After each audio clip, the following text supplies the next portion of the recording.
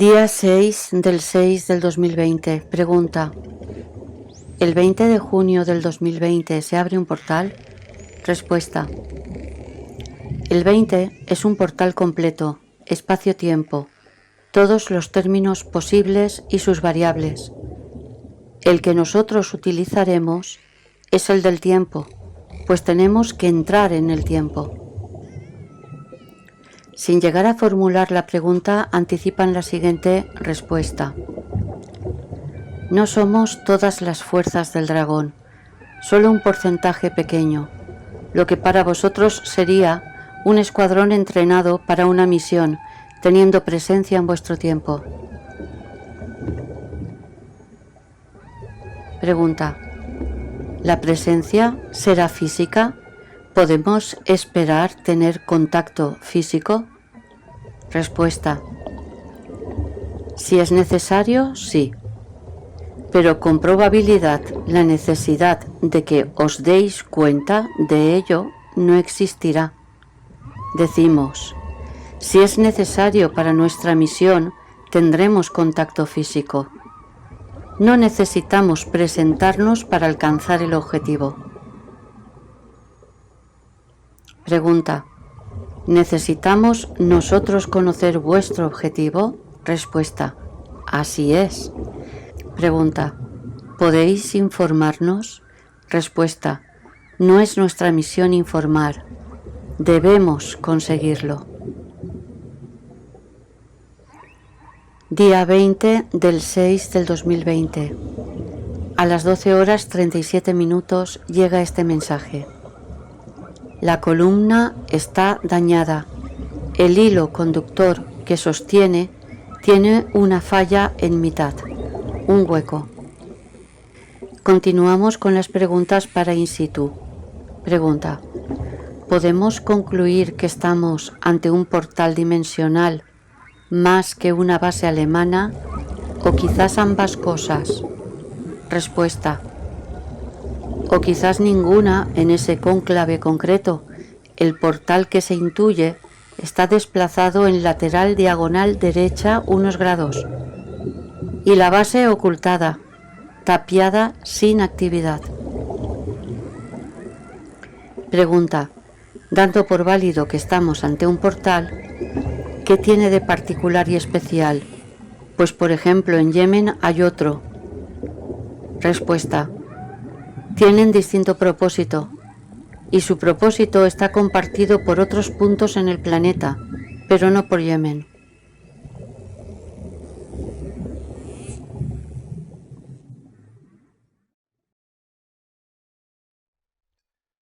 La presencia oficial de Argentina sobre aguas antárticas se remonta al año 1815, durante la Guerra de Independencia, cuando el coronel de marina Guillermo Brown, a bordo de la fragata Hércules junto con el bergantín Trinidad, fueron arrastrados por un temporal, observando indicios de tierra cercana. No en vano, aunque Chile y Argentina son las naciones más próximas a la Antártida, la razón de centrar el interés de in situ en la última se debe a varios motivos. 1. La cercanía del nacionaljusticialismo de Juan Domingo Perón al nacionalsocialismo alemán. 2. La continuación del Cuarto Reich. 3. La conexión de ese con el general de brigada Jorge Edgar Leal, hoy protagonista de este quinto programa de In situ Antártida. A continuación repasaremos la unión inevitable entre Argentina y Antártida tanto en lo científico como en lo militar. La proximidad geográfica y su implicación desde el principio hacen de la República Argentina un país crucial en el pasado, presente y futuro del gran continente blanco. Les contamos en el primer programa que el descubrimiento de la Antártida y sus aguas data de 1603, cuando el explorador español Gabriel de Castilla divisó a su paso unas islas, tal vez las Shetland del Sur.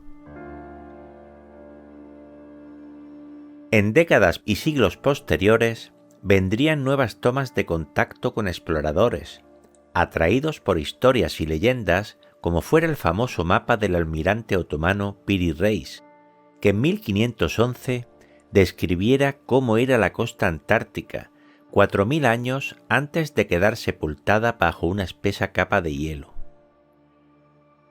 Un mapa cuyo enigma no se ha podido resolver, pues entre otras cosas no es público y solo unos privilegiados han podido examinarlo.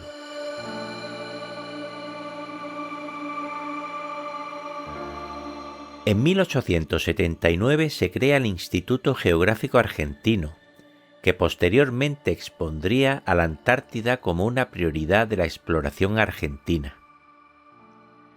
En 1880, el entonces presidente Julio Argentino Roca dio apoyo a una expedición científica al continente austral.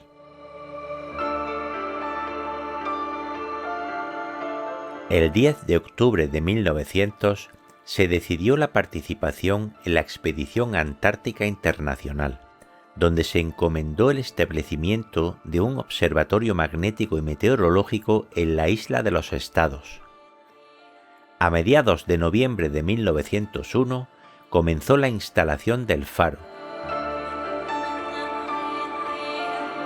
De interés el apoyo de Argentina a la expedición sueca del Dr. Nordenskjöld, primeros en invernar en la Antártida en 1902 y en el año 1903, siendo rescatados por la corbeta Uruguay, cuando el buque que debía replegarlos quedó atrapado entre los hielos, dejando varados a los expedicionarios.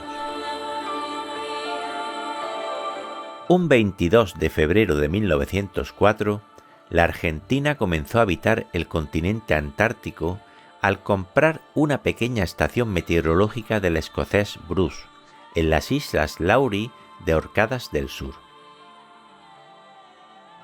El 22 de febrero de 1904 se iza por primera vez el pabellón argentino en la Antártida, en Orcadas, iniciándose así su ocupación permanente y siendo los únicos allí durante los siguientes 40 años. Desde entonces y de manera permanente se realizaron actividades geográfica y geológica, tales como ocupación permanente de una estación científica desde hace más de un siglo, el Observatorio Meteorológico y Magnético de las Islas Orcadas del Sur, inaugurado en 1904.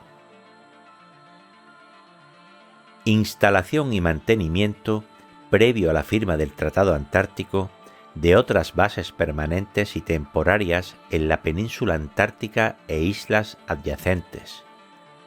También en la barrera de hielo de Fischner, aparte de numerosos refugios en distintos puntos del sector. Trabajos de exploración, estudios científicos y cartográficos en forma continuada. Instalación y mantenimiento de faros y ayudas a la navegación. Tareas de rescate, auxilio o apoyo, como el salvamento del explorador sueco Otto Nordenskjöld y del buque alemán Magdalena Oldendorf.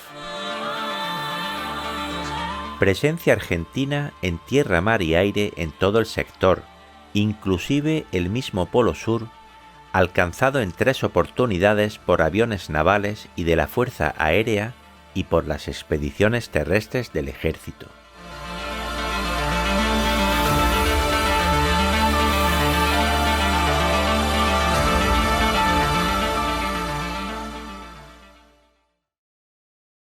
El próximo personaje que les presentamos es el general de brigada argentino Jorge Edgar Leal, un hombre de capital importancia en nuestra historia antártica, ya que fue un pilar básico en la presencia argentina en el Polo Sur. A través de él conoceremos a su mentor, otro militar no menos importante. Y cómo no, la figura de Juan Domingo Perón saldrá a escena.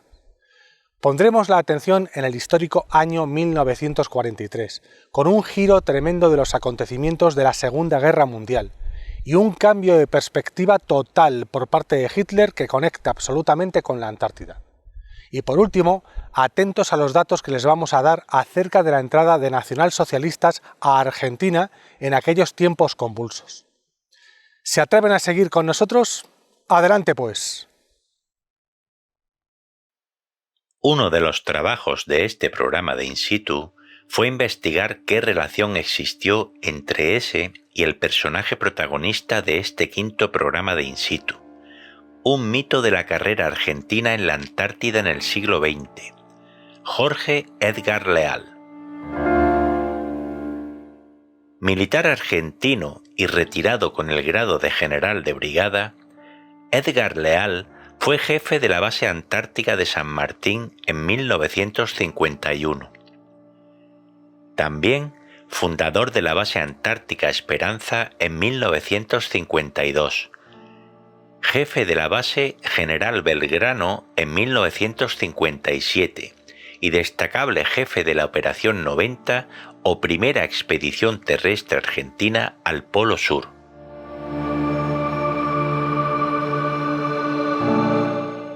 Buscar la conexión entre ese y Edgar Leal remonta nuestro trabajo de investigación a la Argentina de 1943, con la llamada década infame o golpe de 1930-1943, que terminó en la Revolución del 43, donde el general Edelmiro Farre y un joven coronel Juan Domingo Perón, junto a otros revolucionarios anticomunistas de un recién creado GOU o Grupo de Oficiales Unido, un 10 de marzo de 1943 tomaría las riendas del país, dando lugar años después al movimiento peronista del nacionaljusticialismo, llamado en silencio Cuarto Reich. Nombres como GOU, Perón o año 1943 nos sorprendieron, pues recuerden que ese contó que Hitler estaba en Sudamérica, por lo que el propio Führer no pudo atender el mensaje a entregar en mano por ese. In situ no quiere decir con esto que el golpe de Farrell fuera dirigido por Alemania, pues ese, en su testimonio, desconoce el lugar de Sudamérica donde estaba Hitler.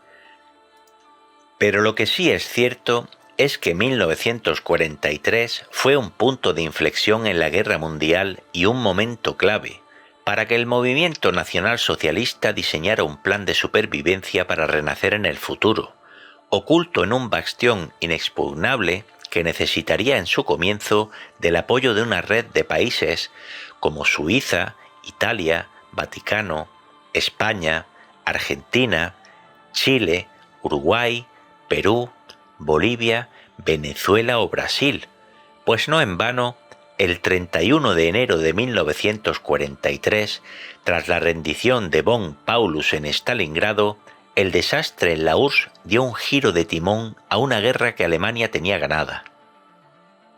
La traición del sionismo estadounidense al pacto secreto que mantenía con Alemania para combatir al comunismo como enemigo común, terminó con el boicoteo de los 35 países suministradores de petróleo al Tercer Reich.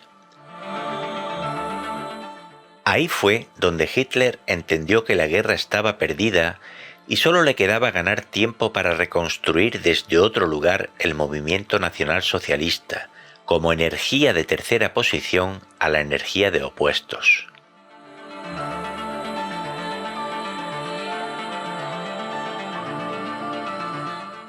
Nos preguntamos, ¿cómo fue el año 1943 para el protagonista de este in situ, general de brigada Jorge Edgar Leal?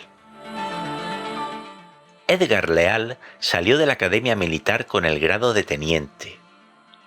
Se mantuvo fiel a su general Hernán Pujato, precursor de la renovada carrera argentina en el continente austral, convirtiéndose Pujato, bajo la presidencia de Juan Domingo Perón, en el prohombre antártico por excelencia. Perón y Pujato compartían valores en los que priman el honor, la neutralidad, el avance de la política soberana argentina, el interés por la Patagonia, las Malvinas y la Antártida. La pasión de Pujato por los Andes o la vida en la montaña era materia conocida y compartida por Perón, razones que le llevaría a que en 1947 delegara este desafío y proyecto en las manos de Pujato. Pujato debería presentar a Perón un plan para la Antártida con una serie de puntos y objetivos a cumplir, que darían lugar al Programa Argentino para la Antártida, conformando un colectivo humano en el que entraría el entonces capitán Jorge Edgar Leal.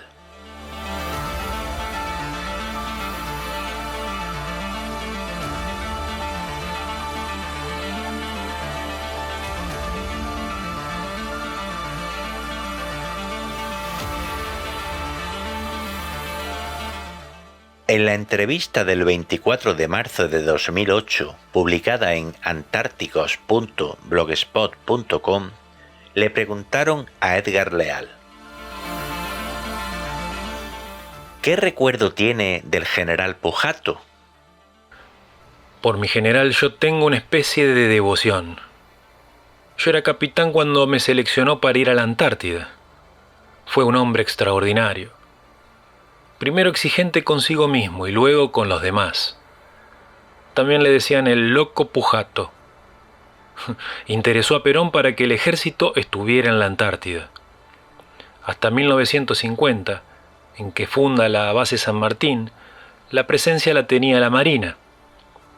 El ejército se hizo presente en la Antártida porque había un militar Pujato, montañés de toda la vida, que era agregado militar en Bolivia en el 47. Ese año Perón visitó Bolivia. Como se conocían, ya que habían estado juntos en la montaña en más de una ocasión, el coronel Pujato le dijo a Perón: si nosotros decimos que aquello es nuestro, tenemos que estar allí. Perón le dijo: cuando termine su misión en Bolivia, venga a verme, pero tráigame por escrito una propuesta. Cuando Pujato terminó su misión en Bolivia, volvió a ver a Perón. El plan tenía 5 puntos. Primero, tener bases en la Antártida. Segundo, el país debía contar con un rompehielos. No dijo el ejército, sino el país. Pensaba que de esta manera se podría llegar a más altas latitudes. Tercero, había que hacer un caserío. Tenían que ir familias a la Antártida. Cuarto, debería contarse con un instituto, un organismo científico, que tuviera relación directa con los estudios a realizarse en la Antártida. El quinto punto no lo escribió, pero nosotros lo conocíamos. El ejército tenía que llegar por tierra al Polo Sur. El general decía: si yo tengo una casa con un fondo largo y nunca llegué hasta esa tapia, el día de mañana entrará cualquiera y me negará que sea mía. No tuvo ningún ideario político y, sin embargo, le cargaron el tilde de peronista, porque le propuso a Perón la presencia del ejército en la Antártida.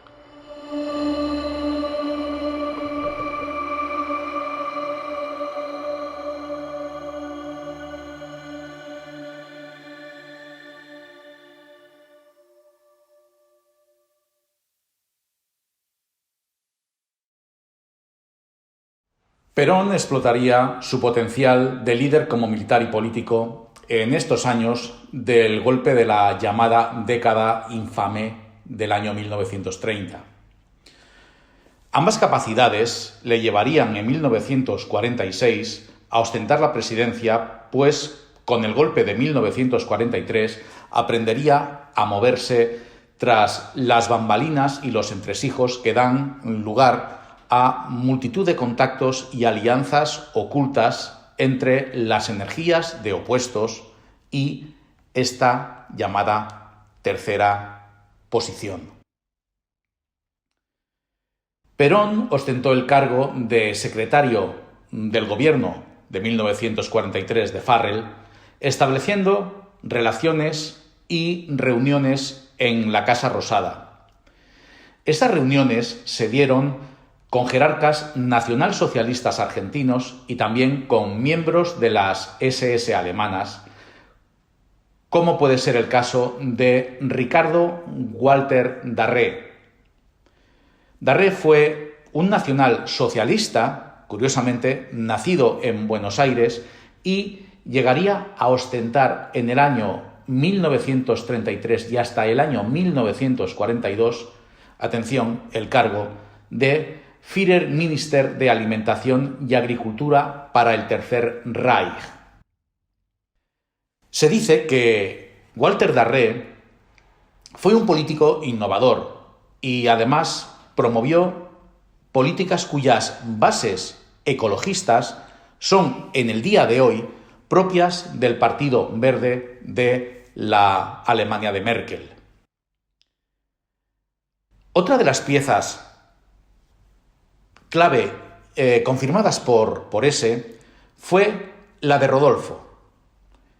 Me refiero a Rodolfo de la dinastía Freude, cuyo padre, Ludwig Freude, fue un gran empresario de la madera y presidente del Banco Alemán Transatlántico, que tenía dirección en las calles Reconquista y Bartolomé Mitre, y en Argentina, obviamente, y liga a la familia Freude con el movimiento y contacto directo con la banca suiza, coordinando así un triángulo entre Perón, Suiza y Hitler. Y los jerarcas financieros del Partido Nacional Socialista Alemán, con cuentas y conexiones directas en la banca suiza. Concretamente, cuando hablamos de la banca suiza, me refiero al actual banco Credit Suisse. Esto demuestra por qué este país centroeuropeo fue intocable y sus fronteras fueron contorneadas cuando el avance de 2 guerras mundiales arrasó Europa y sobre todo el centro de Europa. Sin duda, Suiza representa un, llamémosle, supraterritorio privilegiado por el escudo del dinero y el poder financiero mundial. Y quién sabe si algo más. Rodolfo Freude desempeñó los puestos de secretario personal de Perón y también el de director de la División de Información del Gobierno Nacional Justicialista hasta junio del año 1947. Rodolfo Freude mantenía despacho en la Casa Rosada, con objeto de establecer reuniones y contactos tanto con los banqueros suizos como con otro tipo de conexiones que irían relacionadas también con la llamada línea de las ratas o fuga por donde los nacionalsocialistas huidos podrían emigrar desde Alemania hasta Argentina y otros países de América del Sur. Otro de los personajes argentinos que pesan en el Tercer Reich es la figura de Carlos Fultner. Fultner nace en Buenos Aires un 16 de diciembre de 1910. Se fue a Alemania para integrarse en las SS y también hacerse miembro del Partido Nacional Socialista alemán. Fultner combatió en la División Azul de Franco en el frente ruso. Por lo tanto, estamos ante un anticomunista consagrado. Fue, como les digo, un miembro activo del conglomerado nacionalsocialista denominado bajo el seudónimo Sofindus en España, donde llegaría a finales de 1944 desde Berlín a Madrid para trabajar como agente secreto. Allá por 1947, y coincidiendo con Rodolfo Freude como secretario de Perón, presta servicio en la División de Informaciones de la Casa Rosada, y así también como lo hace en la Dirección de Migraciones y de la Secretaría Aeronáutica. Fultner organizó el Congreso Clandestino de exnacionalsocialistas a la Argentina con el amparo de Juan Domingo Perón. Parte del sistema de integración le lleva a fundar a Fultner el llamado CAPRI. CAPRI es una empresa contratada por Obras Sanitarias de la Nación para la explotación de recursos hidráulicos, y actuaría esta empresa como una tapadera que daría lugar a bolsa de trabajo para integrar a evadidos o huidos antiguos miembros de las SS o nacionalsocialistas que huirían de la Alemania ya en el declive y decadente. Sobre su figura nos hemos remitido en in situ al libro de Jorge Camarasa, Odessa al Sur. En este libro, Camarasa cita a Carlos Fulner en varias páginas hablando acerca del entorno que rodea, por ejemplo, al conocido Erich Priebke en Bariloche. Y así en la página 15 se dice que sus vecinos eran Juan Mahler, el magistrado y oficial superior de las SS, Max Naumann, el banquero nacionalsocialista, Carlos Fulner y el exgobernador Lanzner. Otros nombres de jerarcas nacionalsocialistas son citados en las páginas 78 y 79 del libro de Camarasa, hablando acerca de la llamada Comisión Peralta, que está encabezada por el director de Migraciones Santiago Peralta, por Pablo Diana y el coronel Enrique González, que permitió el ingreso de muchos jerarcas nacionalsocialistas alemanes, aunque la identidad de la mayoría de los miembros de la comisión sigue siendo hoy un enigma, pues sus actas hay que decir que fueron quemadas poco antes de la caída del peronismo. 3 de ellos han sido individualizados, caso de Jacques de Maillet, Branco Benzón y el propio Carlos Fulner. Carlos Fulner, germano argentino, es, como pueden ver, uno de los personajes más interesantes que formaron parte de esta llamada Comisión Peralta. Gracias a Fulner se daría trabajo a personajes de la talla de Adolf Eichmann, Wilhelm Mohnke, este que les digo es el que fuera jefe de la guardia personal de Hitler.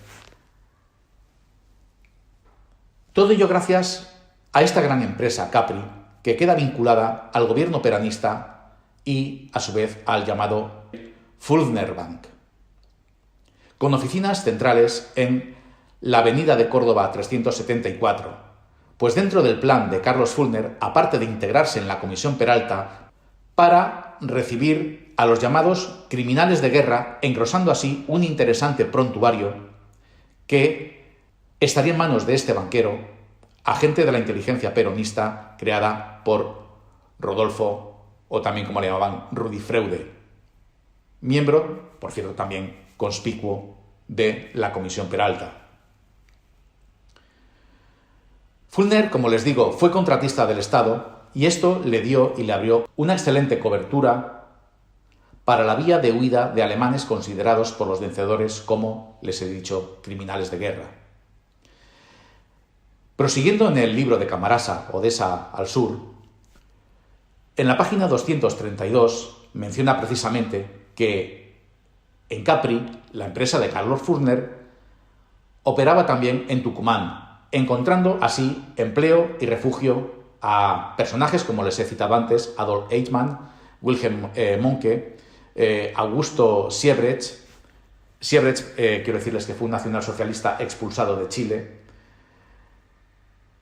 En la página 318, el mencionado libro de Camarasa cita otros nombres de interés que llegaron al Cono Sur gracias a la red dirigida por Fulner, como pueden ser Josef Mengele, Josef Swagenberg, Walter Kutschmann, Klaus Barbie, Gustav Wagner, Franz Rostel, Walter Rauth, Friedrich Schwenk, Gerhard Bond, Franz Stagel, Ante Pavelik, Herder Kukursk, Jacques de Maillet, Bekoslav Bransik, Rudolf von Albenslev, Hans Rudel, Andreas Rippenheim, Edward Rochman, En fin, el nombre y la cita es bastante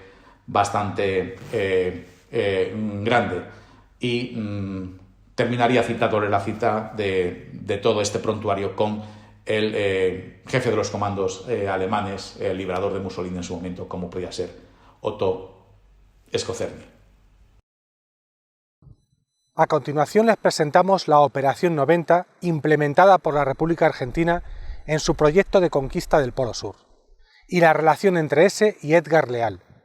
Atención a las pautas que el agente de inteligencia le proporciona al militar para conseguir un mítico objetivo, impresionante. ¿Qué secretos seguimos sin conocer de la operación? El proyecto presentado por el general Pujato a Perón para mejorar la presencia de Argentina en la Antártida, en su renovada carrera, mantuvo vivo el interés nacional para los gobiernos posteriores al de Juan Domingo Perón, y así, en 1965, bajo el nombre de Operación 90, Argentina pondría en marcha el quinto punto del plan de Pujato, enviando la primera expedición para adentrarse hasta el mismísimo paralelo 90 y llegar al Polo Sur. Aquí surge una relación y contacto entre ese y Edgar Leal, donde el joven capitán argentino recibiría instrucción sobre la parte oculta de la Antártida, más allá del paralelo 85. Ambos mantuvieron encuentros con lo que ese llamaba la cofradía. Bajo este nombre, nuestra investigación apunta a que la cofradía era el mismo GOU. Las reuniones se celebraban en salas y despachos cedidos por algunos ministerios argentinos del gobierno de Perón. Llegar al Círculo Polar era una de las notas de la octava diseñada por el general Pujato, que sería ejecutada por el ya coronel Edgar Leal junto a 9 militares argentinos más.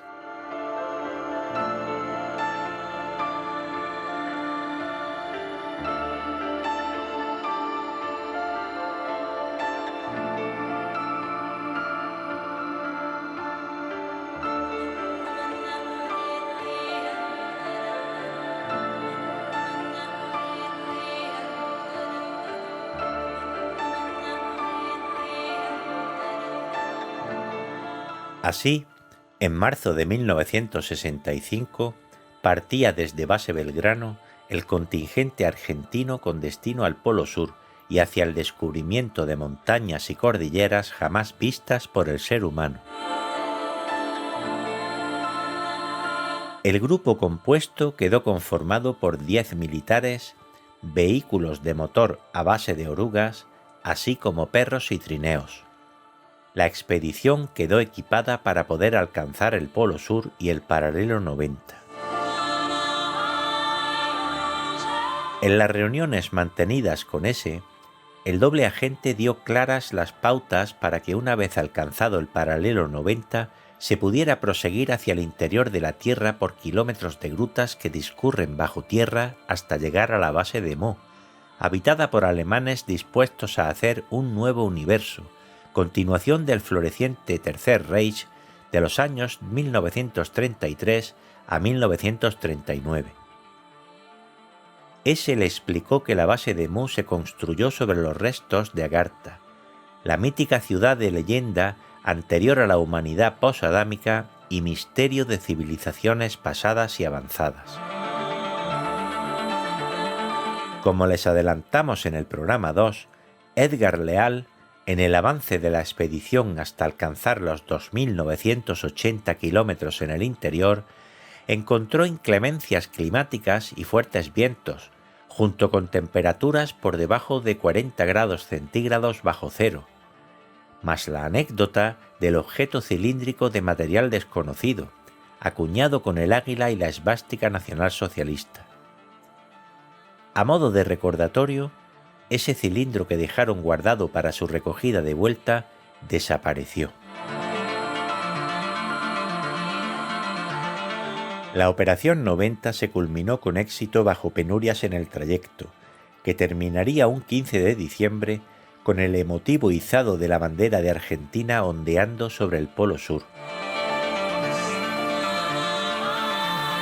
La Operación 90 duró 66 días hasta su regreso a base Belgrano, el 31 de diciembre de 1965, cerrando así la octava de un programa diseñado por el general Pujato a petición de Perón. Lo que se calla y guarda acerca de esta expedición es uno de los enigmas y secretos que los estados esconden con independencia del color del gobierno de turno.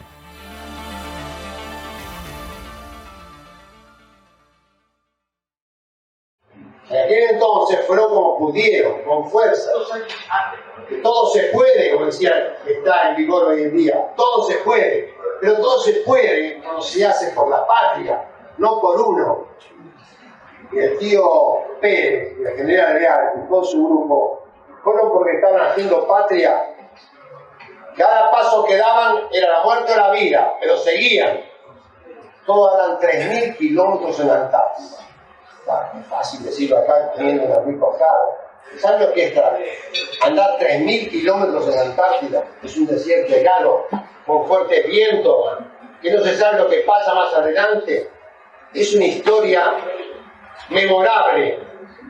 Y por ser memorable, los que lo hicieron son héroes, cosa que no se dijo esta noche. Y quiero que quede bien claro que los que hicieron esa acción son verdaderos héroes. Y cuando se rinde homenaje a los héroes, y se hace con sentimiento, la satisfacción son de los héroes, la satisfacción es nuestra, de poder rendir homenaje a los héroes. Porque no hay muchos héroes en Argentina, no hay muchos héroes. Y a los héroes no hay que olvidarlos nunca, porque son los que hacen los cimientos de nuestra patria. Yo espero, con estas nuevas esperanzas, de nuestras Fuerzas Armadas, el Instituto Naval Antártico, el Instituto Antártico Argentino, que comandó muchísimos años el general, pueda tener las capacidades que tuvieron en aquel entonces. No pedimos mucho más, solamente las capacidades que tuvieron en aquel entonces. ¿Se dan cuenta cómo está Argentina? Entonces todos tenemos que luchar para que nuestras Fuerzas Armadas, los que están en el Instituto Antártico Argentino, sigan siendo soberanía. Porque en el momento en que se decida que quieren la Antártida, se van a poner sobre la mesa lo que hicieron cada dos países y lo que hizo el general Leal. Con sus hombres no lo hizo nadie en Argentina. Por eso el general Leal y sus hombres son héroes. Los felicito. ¡Viva la patria! ¡Viva!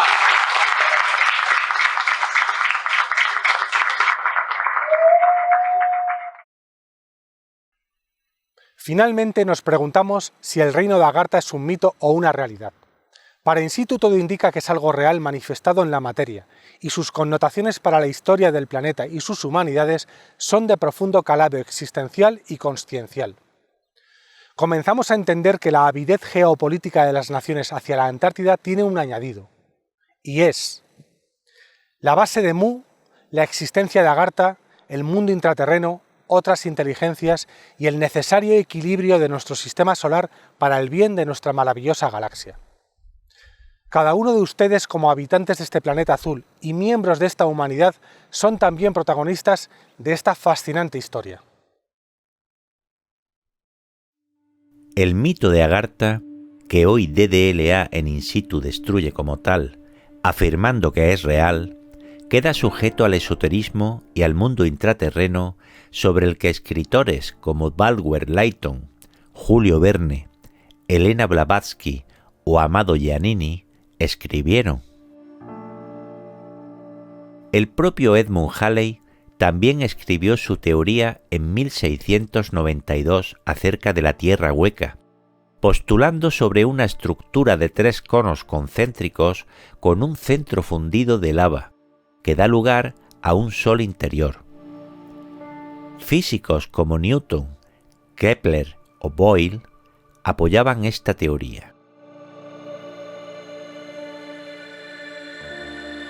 No obstante, hablar tanto de tierra hueca como de razas que habitan este mundo interior es más propio del arquetipo esotérico y sociedades cuyo mito se puede atribuir a Blavatsky, quien presenta a Agartha como un continente interior de la Tierra, y Shambhala como ciudad central junto a un total de unos 100 núcleos de población, dispersos por el interior con diversas razas habitándolos.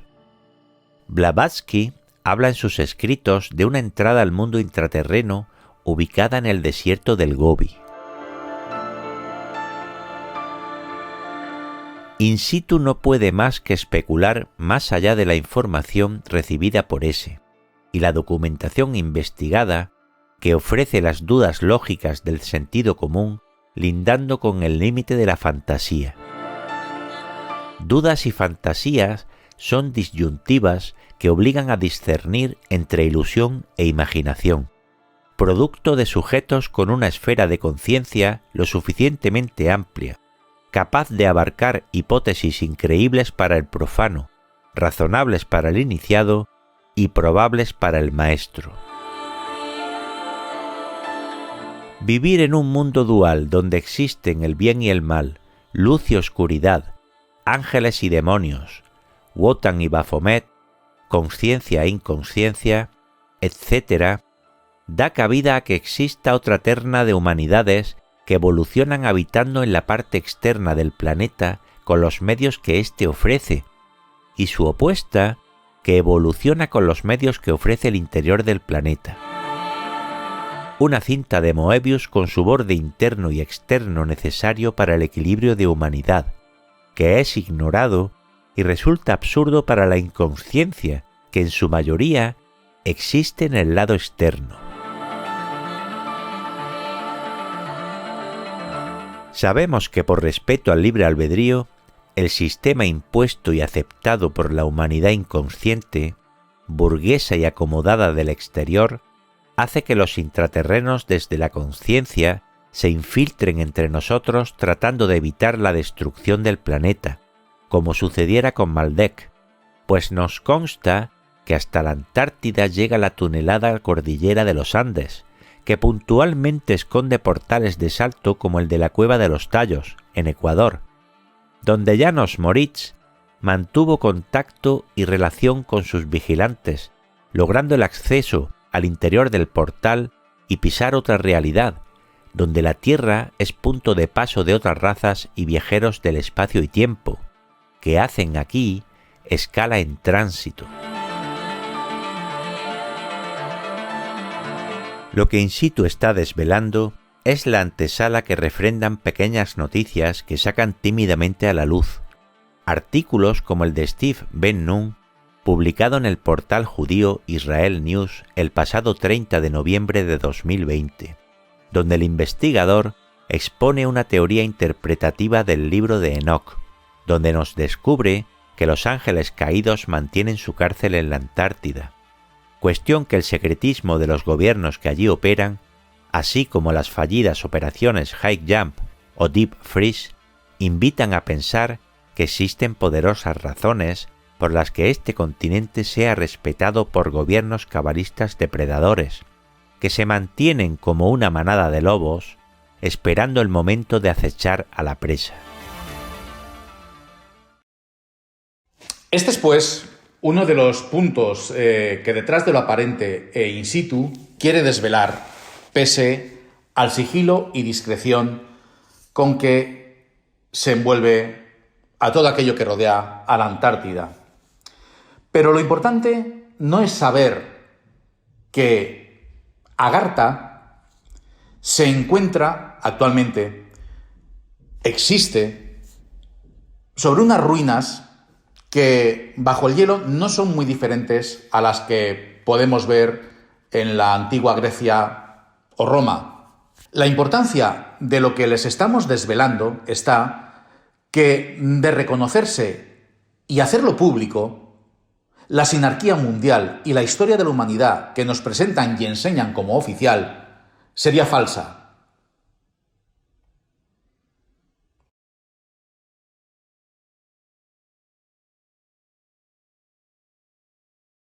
Pues la real, como pueden saber los lectores de Detrás de lo Aparente, se encuentra precisamente detrás de lo aparente, valga la redundancia, y esta revelación, como les digo, cambiaría toda la historia, pues créanme que no encajaría lo que han contado por conveniencia y, de tener que rectificar, les obligaría al poder mundial a admitir que en la creación, que es eterna e infinita, hay muchos mundos vivos y otras razas, muchas razas, que romperían la teoría de la existencia de un solo Dios y el hombre.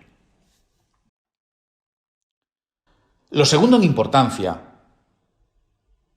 en el caso de hacer público que Agartha existió como una de las civilizaciones más evolucionadas a lo largo de la historia de la humanidad que pobló el planeta Tierra antes de que el hombre existiera, viene con otro de los puntos ocultos de la expedición, pues Agartha, como les digo, son ruinas hoy, pero guarda las puertas de entrada al mundo intraterreno. Esta es la entrada al mundo intraterreno en Agartha, otra de las verdades ocultas, pues créanme que lo intraterreno quiere decir que existe vida debajo de la superficie.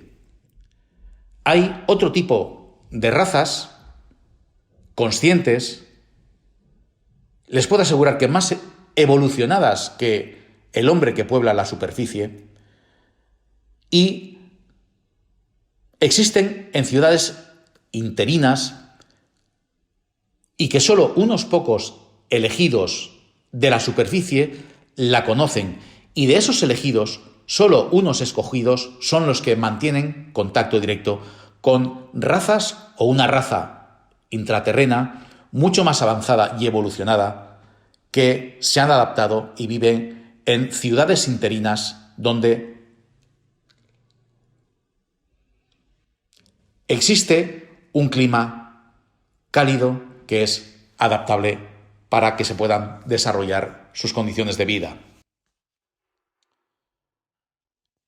Los humanos escogidos lo son de aquí de la superficie por tener un elevado nivel de consciencia, por ser respetuosos en la praxis de la ley cosmogenética inviolable ante cualquier especie viva por el hecho y derecho de existir y perpetuarse dentro de la creación, que es el libre albedrío. La humanidad que poblamos aquí la superficie somos los inquilinos de la inconsciencia. Estamos sometidos a los designios y ventura del poder de los demonios que mandan a través de la raza o el pueblo elegido, desde hace mucho más de 3.000 años, como ya les venimos contando. Ellos violan y no respetan este principio y han puesto en marcha su imposición sobre la humanidad en la superficie, que aceptó de buen grado estas normas en base a la comodidad del plácido burgués. Y esta aceptación que hemos hecho es lo que nos obliga y nos condena a llevar a rastras unas cadenas de las que nos han convencido que son alhajas. La humanidad que existe en el mundo intraterreno viven entre nosotros, se infiltran, existen, nos observan, se mueven sin inferir en este extraño universo que hemos aceptado. Por lo tanto, por libre albedrío, ellos no se van a inmiscuir en nuestro proceso y desarrollo como raza, tras la aceptación del universo que proyectamos con ese libre albedrío que nos han impuesto y nos condicionan. Y a su vez, por consiguiente, como desvelamos en In Situ en la temporada 1, el planeta Tierra no solamente es nuestra casa de la humanidad, de una dualidad que existe en la parte externa de la Tierra, sino que también es la casa y su casa de millones de especies vivas que tienen los mismos derechos de desarrollarse y perpetuarse a lo largo de la creación, aportando su grano de arena en la misma. Por consiguiente, los de abajo, les puedo garantizar que mucho más avanzados en consciencia que los de arriba, no van a permitir que la inconsciencia de la superficie participe desde su grado de idiotez en la destrucción del planeta, dando lugar a un nuevo Maldek que daría sin duda lugar a un desequilibrio mayor del sistema Radwak, dejando de los 12 planetas que pueblan, como saben, por cosmogénesis, cada sistema, de 10 se ha quedado en 11 y de destruirse la Tierra, que no lo van a permitir, se quedaría en un desequilibrio de 10 planetas, con un solo Sol, evidentemente. Si esto sucediera, es obvio, y huelga decirlo, que la galaxia donde existimos quedaría coja como pieza dentro de una gran maquinaria que es la expansión de la creación. Las visiones remotas que vienen viendo y dan el comienzo a cada programa de In Situ marcan nuestra línea a seguir en cada investigación, que en el caso de este quinto programa pone de manifiesto que los portales espaciotemporales, con presencia precisamente en el continente austral del hemisferio sur terrestre, tienen un carácter que trasciende a conexiones de nuestro planeta y casa. Este tipo de conexiones, que van más allá de lo que es la esfera terrestre, nos unen y unen estos portales con otros mundos, otros lugares, otras civilizaciones que pueblan el cosmos dentro de los 34 restantes sistemas que son afines y que parten del núcleo, del citelio, o como lo quieran llamar, el todo, el uno, el do, la fuente.